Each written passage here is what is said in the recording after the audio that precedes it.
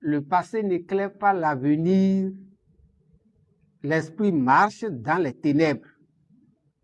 C'est un auteur célèbre, Alexis de Tocqueville, qui l'a dit.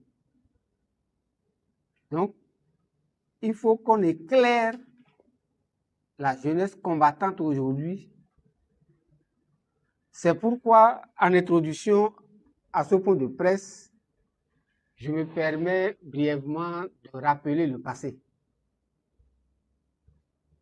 Le 11 décembre 1989 a été l'aboutissement d'un mouvement populaire qui a commencé de janvier 1989 avec la grève générale des élèves, des étudiants et travailleurs de toutes catégories, des manifestations dans tout le pays. Et nous sommes même dans l'enceinte d'un monument vivant parce que l'un des camarades qui a été abattu à Foix, c'est aussi chez Boudamé à côté.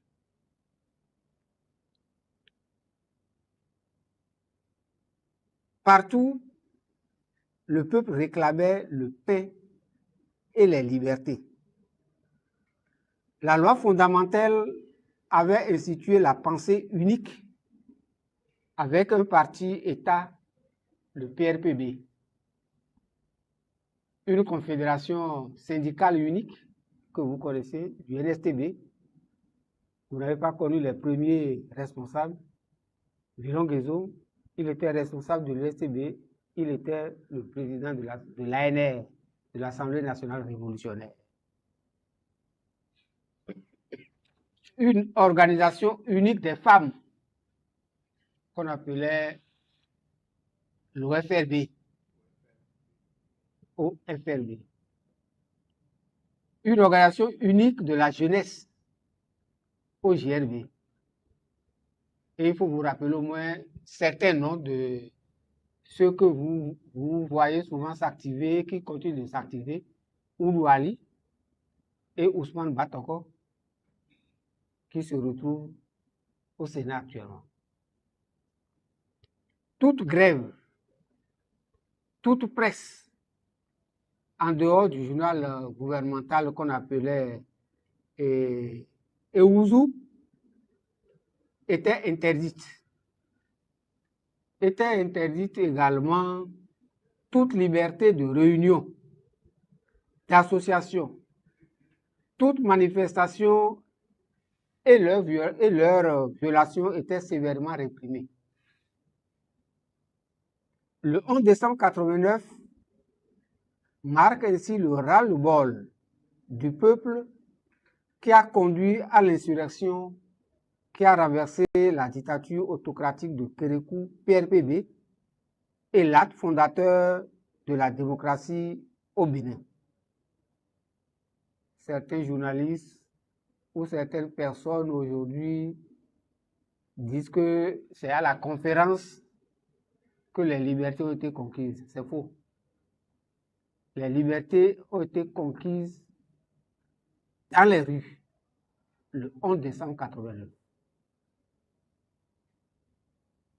Et c'était sous l'appel de la Convention du peuple et du Parti communiste du Dahomey, entre-temps, aujourd'hui, Parti communiste du Bénin, que des dizaines de milliers de personnes ont déferlé dans la rue de Cotonou, bravant les baïonnettes, les matraques,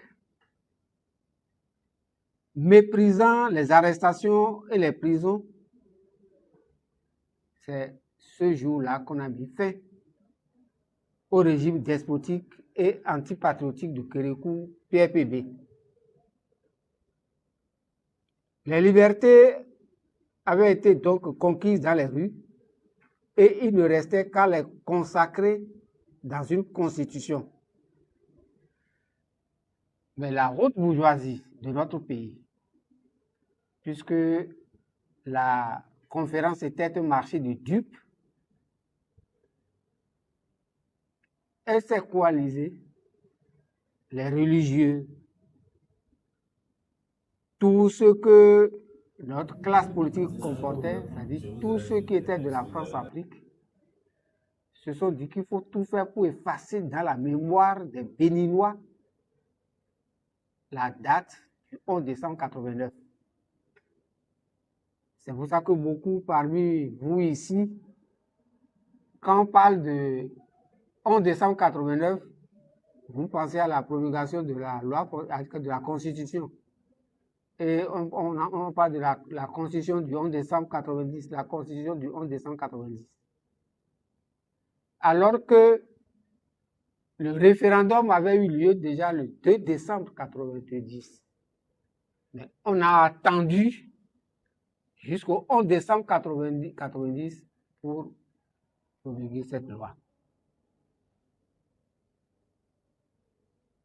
Alors, le 11 décembre 90 signifie fondamentalement la révolution populaire contre la dictature autocratique de Kérékou PRPB et non pas autre chose.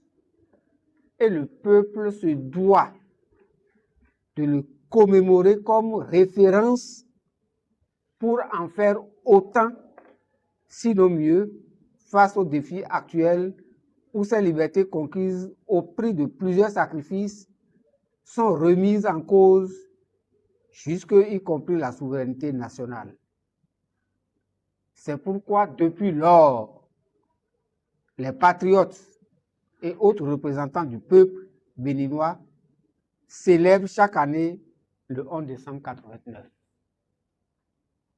C'est dans ce cadre que le 1er décembre 2025, un appel au peuple à protester de manière diverse le 11 décembre 2025 contre la faim et pour réclamer les libertés arrachées par le président Talon, contre les emprisonnements, les répressions sauvages des citoyens, le chômage, la suppression de notre souveraineté, que le Front patriotique, dont je suis le coordonnateur général, a signé un appel à protester de manière diverse le 11 décembre 2025 contre la suppression de notre souveraineté et de nos libertés le 1er décembre 2025. Alors, c'est répondant à cet appel que dans tout le pays et dans la diaspora, une commémoration a eu lieu de façon diverse. À Port-Novo, par exemple, le rassemblement dans un domicile privé a permis aux patriotes, aux membres du Front patriotique, de mêler des réflexions sur la situation internationale et nationale. Le camarade Joseph Aïmassé, coordonnateur du Front patriotique section de Lomé, n'a utilisé que les moyens de communication modernes actuels pour porter le résultat de leurs réflexions en concluant « Troupes françaises dehors ». Alors, que vise sa condamnation pour apologie de coup d'État? Voilà brièvement, messieurs les journalistes, camarades travailleurs, la signification du 11 décembre 89. Je donnerai la parole tout à l'heure au co-animateur de l'ODHP qui verra les aspects juridiques pour savoir en quoi un coup d'État qui est intervenu le 7 et une commémoration qui est intervenue le 11, l'appel ayant été fait déjà depuis le 1er décembre 2025, on puisse dire que Aïmassé est actuellement incarcéré pour apologie du coup d'État.